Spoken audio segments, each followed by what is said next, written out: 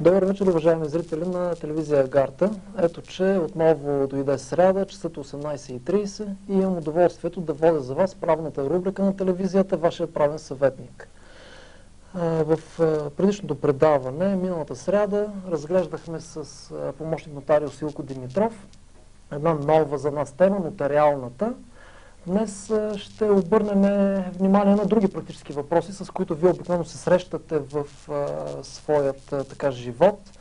На първо место смятам като по-важна тема за разясняване да разгледаме темата за това как се попълва една молба. Почти няма да разглеждаме исковата молба, тъй като тя е по-сложна, касае по-сложна материя. Ще разглеждаме с моят гост молбата като такава, която се отправя по най-различен повод до органите на администрацията, защото много често се правят грешки, а всяка една грешка, знаете, накърнява по един или друг начин вашият интерес. И така дойде време да обявя и моят гост в днешното предаване. Това е адвокат Владислав Богоров. Здравей, Владо! Здравей! Приятно ми е да присъстваш днес в студиото. Сега, откъде да тръгнем с молбата? Може би отново да акцентираме за това какво зрителите трябва да пипат, какво да предприемат сами и какво не. Да, точно това ще започнем. Значи, правилно, исковите молби никога зрителите да не си ги пишат сами. Това Добре. Е първото, което трябва да запомнят много добре. Защото масово се опитват сами да си ги пишат.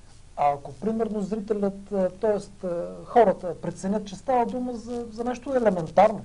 Може да става дума за 50 лева, след като ще започват едно дело, те трябва да го спечелят. Защото делото на изхода ще бъде 50, на входа, т.е. в началото ще бъде 50, а на изхода, след като се натрупат съдебни разноски, всякакви, това са експертизи, това са адвокатски възнаграждения, държавни такси, какви ли не, вече на трета инстанция ще става дума за 300-400 лева, примерно. И след изпълнително производство може да става дума и за 500 лева. Така че дори за 50 лева, когато се завежда дело, трябва да се заведе с убеждението, че ще се спечели. Което означава човек сам да не си пише исковата молба. Самолечението винаги е противопоказно. Добре, зрителят може наистина да има убеждението, че ще спечели. В случаят... Вътрешното му убеждение няма никакво значение.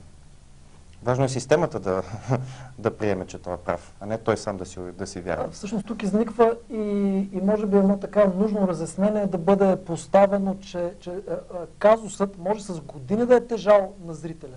Той с години да се е лягал и ставал с него, но на съда той му е напълно непознат. И хората бъркат право и справедливост. Това са много различни неща. Хората мислят, че след като е справедливо след като тяхната позиция е справедливата, то те неминуемо ще спечелят. Това изобщо не е така. Важното е правния ред да мисли същото. Не точно се изразявам, но предполагам ме разбирате какво имам предвид. Не субективните представи и житейските представи на човека са съществени. И така ние тръгваме към обикновената молба. Да, значи няма да никога, каквито и разяснения да получат в това предаване зрителите, сами да си пишат исковите молби. Това е първото разяснение. Може би ще направим така паралел. Тук става дума за всякакви молби, отправени до администрацията или дори до частни някои в граждански оборот могат да се отправят молби и до разни частни търговски дружества. Примерно Столична компания за градски транспорт е с общинско имущество, но тя е частно дружество. Значи този род молби. За тях ще става дума. Добре, и откъде да тръгнем? Какво трябва, много общо е казано какво трябва да фигурира в молбата. Идеята е, може би, до кого първо да бъде отправена ли? Да, аз предлагам да разглеждаме молбата точно както тя Последователността, в която се Нека пише. да видим, да, отново Почва се началото, отгоре, с значи, идеята от зараждането. до еди кой си, заглавието на документа, от еди кой си, обращението и след това изложението и накрая се стига с подписа. Предлагам да вървим по Като този начин. започнем горе титула до еди кой си. До еди кой си. Значи трябва да е написано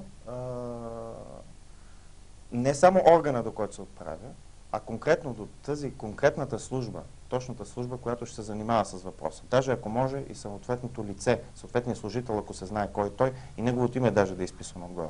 За да не пътешества тази молба излишно дълго по разни коридори там на службите. Всъщност това е безкрайно важно практическо... Не, въобще тук при молбите говорим много елементарни неща. Аз се извинявам за това, но опита показва, че колкото и са елементарни, хората не ги спазват и ги пропускат. Значи това означава горе да напишем не само до, примерно до еди кой си, до еди коя си служба, но да напишем конкретно този, който ще се занимава с молбата. На Запад, примерно, се използва и словосъчетанието на вниманието на. След като пишат до еди кой си, пишат отдолу на вниманието на. Те няма да пишат до господин директора като представляващ цялото учреждение. Те могат да го напишат като начало.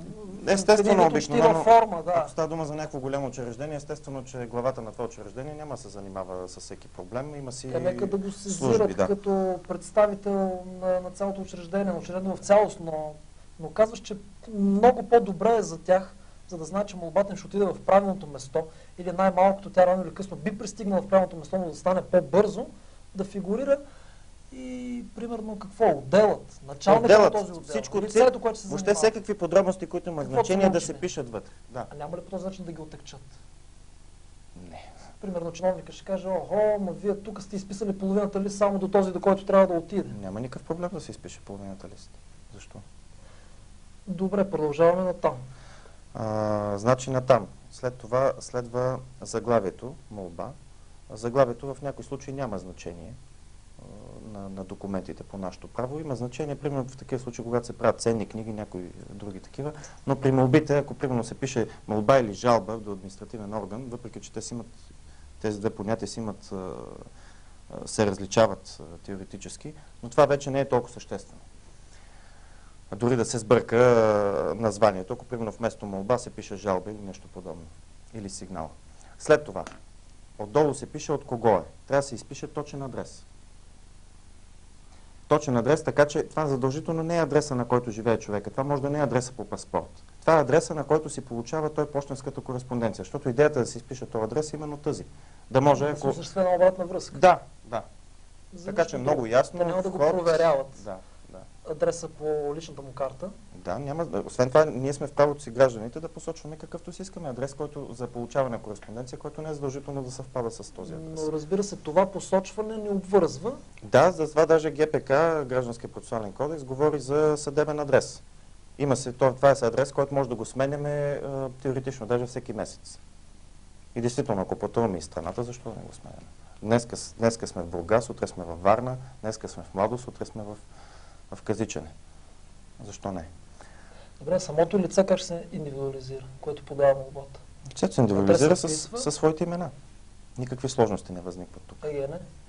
ЕГН е препоръчително да се пише, но няма значение в повечето случаи. Колкото повече данни се изпишат, толкова е по-малка вероятността от някакви недоразумения и от някакъв спор след това, дали това е същото лице. Да. Всъщност е по-добре да се индивидуализират възможно по-подробно. Да се пишат и номера на паспорт, това не е толкова съществено. И да го няма, все тая. Да фигурира се ясно. То е единствено уникално е, за цялата страна. Добре, оттам насетне стигаме до това какво ще оттам насетне да се пише много просто.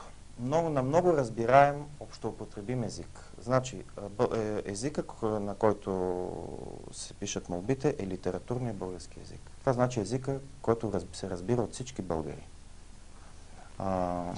Аз по-късно за езика ще се спрем, да направим и пояснение, но... Значи, трябва да е разбираемо. Хората, понеже в много случаи с години страдат от някакъв проблем и изпадат в един такъв психологически капан, мислят, че вече проблемът им е очевиден, защото те само в това горят всеки ден. Но той изобщо не е очевиден. Те отиват с този проблем при един човек, който за първ път чува за цялата тази история и не може бързо да вникне. Трябва така да е изложено, че един дебил да може да го разбере. Молба, която не е написана да се разбира от ескимоси, не е добре написана. Аз тук ще си позволя да цитирам един известен анекдот, не знам дали е истина, но разправят, че Форд имал в кабинета си двама дебили, които били на заплата и като получавал от доклади от подчинените си, първо ги давал на идиотите преди самия той да ги чете. И ако идиотите не могат да разберат за какво става дума, ги връщал за преработка без изобщо той да се запознае. Значи трябва така да се пише, че дебила да те разбере. Ако не те разбират и ако сте има някакви недоразумения, грешката е в твоя телевизор. Пишете разбираемо с кратки изречения, изложете фактите, които са от значение за случая. Не всякакви факти, не такива факти, че да влезете под кожата на човека. Там човека, който седи, който е чиновника, той изобщо не се вълнува от вас. При него всички случаи са тежки, всеки е умираещ и така нататък. Той няма да лично в проблема. Да, това него не го интересува. В момента, в който почне да чете, между това е много съществено, който почне да чете разни факти, които нямат нищо общо с дейността на неговата служба, той просто става разсеян и вече спира да чете. И може даже да не доизчете цялата молба. Затова делово само фактите, които имат отношение към случая. Никакви други факти. Няма смисъл, ако примерно няма отношение към случая това, че имате и шияс, да го споменавате вътре, или че имате 3 деца, които няма какво да едат. Със сигурност това не го интересува чиновник. Освен ако това не е факт, който е от значение за отпускането на някаква помощ. Добре, като говориш факти, какво ще рече? Какво да бъде споменато? Пример за факт. Значи, всяка молба се иска нещо. Човека може да описва... Значи, във всяка молба се иска нещо. Той, примерно, искането е това, за което той се бори, това заради което пуска молбата. Примерно иска сума пари, иска жилище, иска нещо трето, иска да му се издаде документ. От значение са само тези факти, които установяват това, че трябва да му се удовлетвори искането. Примерно, ако е за някакви парични помощи, от значение са фактите за материалното му положение. Ако е за жилище, от значение е имотното му състояние. Ако е за някакъв документ, примерно е изгубил шофьорската си книжка, означение е това, че е изгубил. Ако му е открадната, означение, че му е открадната. Само тези факти, нищо друго, нищо странично. Много простичко. Така, с кратки изречения. Значи, фактите, които има значение, след това самото искане. И това е цялата молба. Молбата завършва с приложение, най-накрая. Значи, хората, не знам защо, когато обясняват човешки, нормално, разбираемо, обаче, когато сядат да пишат, почват да пишат много, много странни неща. Почват някакви високопарни, празни изрази, които нищо не казват. Точно това исках да посоча. Много... Ти съветваш хората да карат максимално делово, максимално изчистено, максимално простено. Да. Докато тенденцията е точно и предполагам, че хората остават с впечатление, че от всякъде, тъй като те се интересуват от това, което научават, примерно, отида на гишето в учреждението и попита, дори да речем и пазача и портиера, така и така, искаме еди какво си да направя. И той му казва, напиши го високопарно, напиши го просто... Не, хората, това им е заложено. Това им е заложено, когато седнат да пишат, да се опитват да официалничат по някакъв начин. Да. Нали? И да пишат едни неясни изречения, които звучат така много, много сериозно и натруфено. Значи, кратки изречения, голата истина, да. Голата истина. Точно така. Така, след това приложение. Значи, няма смисъл от разни шаблони, такива социалистически клишета, безмислено труда, вярвам, че молбата ми ще бъде удовлетворена. Това дали вярваш или не вярваш, няма никакво значение за това дали ще бъде удовлетворена. Освен това, ти що ме подаваш, явно искаш да бъде удовлетворена. Ти за друго не я подаваш. Да. Това са безмислици, това е баласт. Опиши точно отдолу документите, които прилагаш, за да не се загуби някой. Или ако се загуби, да можеш да докажеш, че си го приложил. Това е много съществен момент. Значи, описанието на документите трябва да е подробно, педантично. Първо, документа как се казва. Без да се редактира името му, без да се съкращава. Ако е както е записано на него, примерно ако тук пише на документа медицинско свидетелство за еди какво си, то точно така, буквално буква по буква го записваш. Името на документ... Свидетелство има номер. Това има номера. Дата на издаване. Датата на издаване. От кого е издадено? Пишеш от кого е. Издадено от, примерно, от еди какъв си там онкологичен център или каквото е там. Така. Трябва така да ние това юристите го наричаме индивидуализация на документа. Така трябва да е индивидуализиран, че да не може да се сгреши с друг документ. Да не може да се спори дали е приложено било това или това. Трябва да се знае точно кое е било. Защото реално противната страна това ще ползва като силен аргумент да ти противоречи. Но то самият чиновник, до който подаваш, ако той примерно е мърляч и не си е свършил работата, той също ще го използва. Да. Абсолютно същото. Така, индивидуализацията. Значи, името на документа е като собственото име. Както еди кой си се казва Иван Петров Иванов, така документа си има име. Така колите си имат регистрационен номер. Тук никакво творчество и редактиране не може да има. Така, и след като се опишат, естествено описва се кое в колко екземпляра е било подадено. Пак обяснявам крайно елементарни неща, които са известни на всички, но пак повтарям, те не се спазват. Но и известно се бъркат. Да, така. И накрая завършваме с подписа, това е очевидно. За подписа? За подписа. Сега за подписа може да се говори надълго и на широко, защото в България има закон за електронния подпис, но няма закон за подписа. Това е много така странно, но така е нашето законодателство, много така се трупа инцидентно. Откъде как дойде, нали, както се случи, се трупат законите, няма някаква систематика. Хубаво е подписа на хората да включва изписване на част от името им. Ако не е цялото, това исках да те предпочитам и попитам, цялото, не е ли добре той да си изпише трите имена, а отдолу нека да си постави неговия си подпис. Защото подписът като графичен израз е много лесен за оспорване. Колкото е по-кратък подписът, толкова е по-лесен за подправка. Да. Затова измислете си такъв подпис. Първо трябва да ползвате само един и същи подпис, въпреки че това не е регламентирано в нашето законодателство. Но си измислете такъв подпис, който да е максимално дълъг, с максимално много завъртулки. Това е означение естествено не само за молбите, това е означение за всякакви документи, които издавате, за да не може да има подправки. И който да включва по възможност някаква дума, част от името ви. Примерно ако третото ви име е Иванов, подписа ви да включва Иванов. И повечко завъртулки. И никъде не вдигайте изобщо химикалката, докато го полагате. Това е много съществено, за да, пак повтарям, да не може да има подправки. Сега... В една молба, естествено, никой няма седне да ви подправя подпис или да пуска молба от ваше име, нали? Но горе е саморъчно написано. Но в някои случаи, като нотариални актове, се поставят тия проблеми. Да. Или издаване на ценни книги, разписки, договори. Неотменна част. Да. Много важно за действителността, т.е. за съществуването на този вид документ. Добре, хората мислят ли, че документ, като кажат думата документ и край, просто сещам за приложенията. Пишат, прилагам документ за и точка, индивидуализирали се го. А документ е бланкетна фраза. Документ нищо не значи. Нищо не значи. Документ е точно бланкетна фраза. Да. Документ е всичко. Картата ми за пътуване в градския транспорт е документ. Този лист е документ, въпреки че не е подписан от никой. Това между другото е ксерокопия от вестник. Да. Така. Това не е документ, защото е празен лист хартия. Първо, документа може да общо да не е на хартия. Документ е и това, което може да е на друг носител, примерно магнитен носител. Документ може да имаме върху някаква дискета и така нататък. Те даже така се наричат и в програмите на Microsoft документи, нали, с док накрая. Така че когато той пише документ за еди какво си, той нищо наистина не казва. Да му напише конкретното заглавие. Да се върнем малко за езика. Какъв да бъде езика, с който да се... То ясно, че бъде български. Но не, между другото може да се сега, когато общуваме с администрацията, трябва да е на български. Това е изрично. Да, но когато се сключват сделки между частни лица, може да се сключват и на чужд език, включително в България. И пак българското право да е приложимо. Стига двамата са го приели, да. Да. Свободно се. При всички положения, обаче, независимо дали на български или на немски ще се пише, трябва да е на общо употребим език. Там, където се използва някакъв неясен език, винаги възникват спорове. Трябва така да е написано, пак казвам, че да не може да няма по какво да се спори. Изречението да значи само едно нещо, а не 5 неща. Извинявай, ще прекъсвам. Обаждане постъпва. Ало? Чуваме ли се? Ало? Съжалявам, но просто не може да се осъществи връзка. Ало? Ало? Съжалявам, пак опитайте. Така, нека да продължим с езика.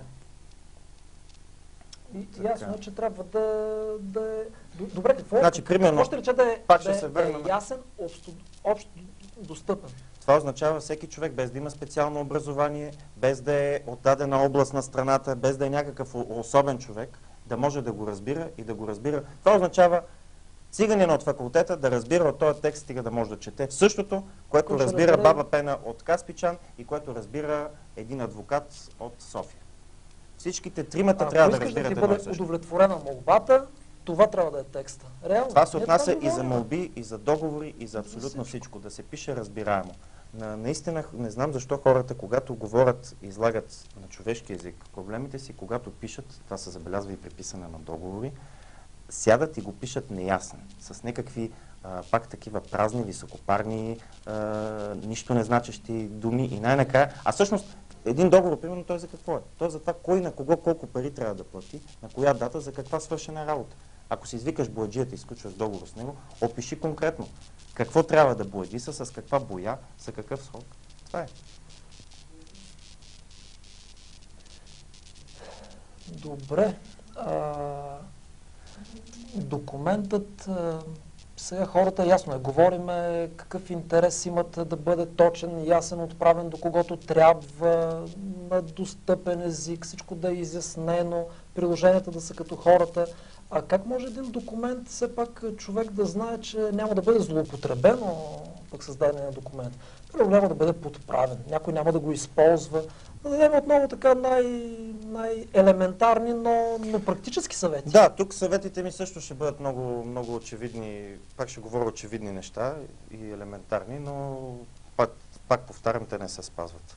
Първо... Може би, за да, извинявай, че те прекъсвам, за да привлека просто вниманието на зрителите за това, което ще бъде казано в следващите 5 минути. Всички сме виждали латинската буква Z на гърба на документа. Какво ще рече тази буква? Значи тя не е само за гърба на документа. Тази... За красота ли се слага? Има ли... Става дума за това нещо, значение? ако е възможно да се види. Става дума за този знак, който обикновено го използват в администрацията. Така, същия няма никакъв пречка да го ползваме и ние. Да. Въобще не е произволно. Има ли значение? Има голямо значение. То е за да подчертае издателя на документа, този, който съставя документа, че на това место, от тук, от тази права до тази права, не е писано нищо. Значи, ако по-нататъка нещо е било писано в това поле, явно не е писано от него, писано от някой друг. Добре. По този начин той... че точно над линията трябва да завършва последното изречение. Да, и това трябва да се внимава, защото понякога формално го слагате така хората. Мъничък, примерно тук свършват редовете, ето това са редовете, и остават свободно место между последния ред и зета. Това обезмисля зета. Идеята е да се сложи така плътно до последния ред, че да не може нищо да се вмъкне по-нататък. Да. Това е идеята. И да хване долната... Може да се използват и други... Критическият край, да. Да, може да се използват и други хватки, но това е най-лесното, защото просто казваш така, храс, много бързо става. Може да напишеш, примерно, конкретно, че този документ, това при някои много важни документи, примерно запис на заповед за много пари или договор за заем или нещо друго, може да се напише, че този документ се състои от еди колко си реда, примерно от 15 реда. Да. Това означава, че 16-ти ред е писан от някой друг. Да. Освен това, в криминалистиката, когато се правят експертизи на текстове, при подправки в документи, има един метод, който се нарича изследване на топографските белези. Да. Значи това са такива белези, които се отнасят до структурата, графичната структура на документа. Примерно, редовете си следват един след друг на равни разстояния. Човек обикновено си пише... Независимо, да, и на пишеща машина да е, и на принтера да е, и даже ръкописно да го пишеме, обикновено редовете са си на някакво постоянно разстояние. Да. И в един момент виждаш на едно место, че 3 реда са сблъскани. Това какво подсказва? Това подсказва, че някой е дописвал нещо. Намес. Той някой може да бъде не някой друг човек, а издателя на документа. Но именно това, че издателя на документа по такъв мърляв начин съставя документа, затруднява след това експертизата. Така и ние сега се сещам, ние говорихме всичко за молбата, но само не казахме кое е по-добре, печатна или ръкописна. И тъй като за молбите практически естествено по-добре е печатна, защото по-лесно се чете. Но при някои много важни документи, аз бих препоръчал някои много важни документи да се съставят ръкописно. С много ясен четлив почерк. Защо? Защото много по-трудно се подправят. Даже закона, това е закон за наследството, предвижда в някои случаи изрично, че трябва някои завещания да се съставят собственоръчно, ръкописно. Това е при така нареченото саморъчно завещание. Саморъчното завещание не може да е на пишеща машина, не може да е на принтер.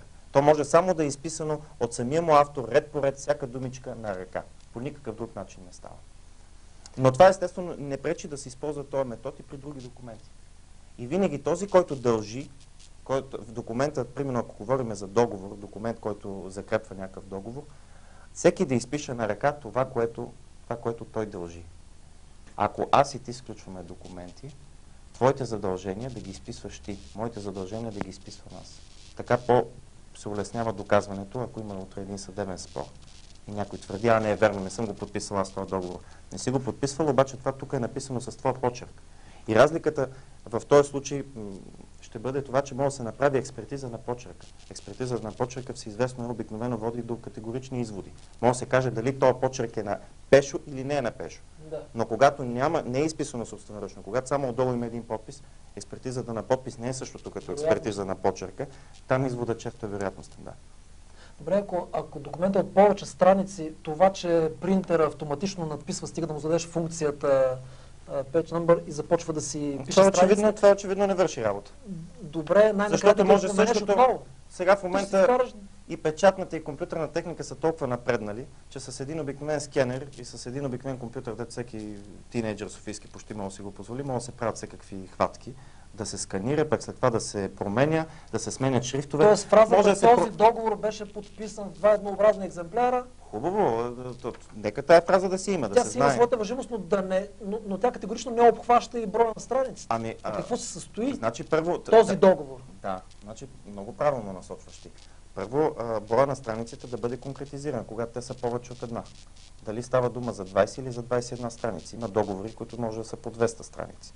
Това първо. Второ, всяка страница да бъде подписана от страните, за да не може да бъде подменена. Защото иначе, какво доказва, че тая страница, примерно, е била от същия договор? Това, че е хваната с телбот ли? Телбота може да се разкачи, да се смени страницата, се сложи друга и отново да се хване на телбот. Очевидни са тези неща. Затова всяка страница с подписа на двете лица. Ако двете лица имат печати, примерно това са някакви юридически лица или еднолични търговци или каквото и да е там, всички, които имат печати, до подписа и печата. На всяка страница. Педантично. Колкото и да е скучно, колкото и да е досадно.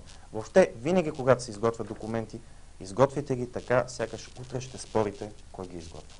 Сякаш утре ще ходите в съда. Да. Това е смисъла на документа. Тоест не трябва да се чака облагата. Изготвих документа, готово, реших си въпроса, сега чакам само ползите да ми дойдат. Тоест трябва да очакваме това да не стане. Човека насреща да тръгне срещу нас. Естествено, винаги трябва да изхождаме, че хората са лоши. Никога не трябва да се изхожда от идеята, че хората са честни. Хората поначало са нечестни. Дори когато сме сигурни, че работиме с честен човек, пак трябва да го караме да се подписва, пак да си връзваме гащите по 150 начина. Защото днеска е честен, утре може и... Защото всичко се случва в живота и живота е много по-голям от нас и не мога да предскажем. Въобще в съдебните зали са пълни с хора, които така са били учудени от съдоговорителите си. Да решим ли, че изчерпахме? Макар че темата си е неизчерпана, то много може да се говори. Значи за документи срещу подправка. Първо, много е важно издателя на документа да го прави прегледно. Да го прави без поправки вътре, които сам да нанася. Ако трябва да нанесе някакви поправки, да го препише, ако на ръка го прави, ако не да го принтира наново или да го напише на машина отново. Хората масово ползват коректори. Това нещо да не се прави никога. Когато все пак трябва да се нанесе някаква поправка в документа, който съставят. Никакъв коректор, никакви гуми, никакви зачерквания, замазвания. Поправката се нанася като лекичко, тъничко върху думата, която зачерквате, слагате една линейка. Така че хем да се вижда, че е задраскана думата, хем да се чете думата, която е задраскана. Така. След което това не е достатъчно, защото не се знае кой е сложил тази линейка. След което отдолу пишете по един педантичен начин. Наред еди кой си? Отгоре. Броите редовете. Първи, втори, трети, четвърти, пети. Наред пети отгоре, защото редовете могат да се броят и отдолу, очевидно. Така. Не трябва да има никакво място за съмнение в нищо. Пишете. Поправката нанесена от мен. Думата еди коя си да не се чете. Или думата 100 да се чете като 100 000. Или думата 1000 да се чете като 1200. И подпис. Дори въпреки, че сте подписали документа веднъж, примерно ако говорим за някакъв договор, под него е вашия подпис. Но там, където допълвате тази история на ръка, отново се подписва. И отново пишете дата. Не случайно се прави така, просто уважаемите зрители трябва да свикнат с мисълта да се грижат за своите интереси, защото върху това акцентирахме и в нашето предишно предаване с нотариус Димитров, тъй като знаеме при всяка една поправка нотариуса също поставя своя подпис, също поставя своя печат. И ако поправките стават прекалено много, документа се прави наново. Той и в миналото предаване... Те даже нотариусите поначало не искат да има никакви поправки. И са прави. Той би приел една-две поправки, но не и повече. Защото по този начин защитава своите интереси като вид държавен служител. Нищо, че нотарията стана частна практика. И защитава интересите на хората. На този, който е дошъл пред него. Това му е вменено и в задължение.